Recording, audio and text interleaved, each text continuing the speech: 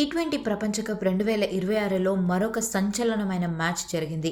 శ్రీలంక 8 వికెట్ల తేడాతో ఆస్ట్రేలియాను చిత్తుగా ఓడించింది.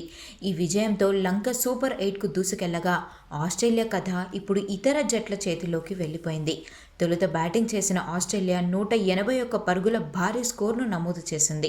శ్రీలంక ఓపెనర్ పాతుమ్ నిసంక దానికి ఏమాత్రం తగ్గకుండా కేవలం 52 బంతుల్లో 100 పరుగులు పూర్తి చేసి అజేయంగా నిలిచాడు. ఇందులో 10 ఫోర్లు 5 సిక్సులు కూడా ఉన్నాయి. మరోవైపు కుశల్ మెండిస్ కూడా తన వంతు సహకారం అందించాడు. దాంతో శ్రీలంక 18 ఓవర్లలోనే లక్ష్యాన్ని ఛేదించింది. ఆసీస్ బౌలర్లలో స్టోయినిస్ తప్ప మరెవ్వరూ వికెట్ తీయకపోవడం గమనార్హం.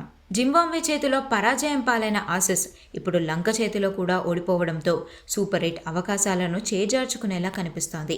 ఇప్పటి వరకు జరిగిన 3 మ్యాచుల్లో కేవలం 1 విజయంతో పాయింట్ల పట్టికలో 3వ స్థానంలో ఉంది ఆస్ట్రేలియా. తన తదుపరి మ్యాచ్లో ఆస్ట్రేలియా ఒమాన్ను భారీ తేడాతో ఓడించడమే కాకుండా ఐర్లాండ్తో జరిగే మ్యాచ్లో జింబాబ్వే ఓడిపోవాలని కూడా ప్రార్థించాల్సి ఉంటుంది. ఒకవేళ జింబాబ్వే గెలిస్తే ఆస్ట్రేలియా టోర్నీ నుంచి నిష్క్రమిస్తుంది.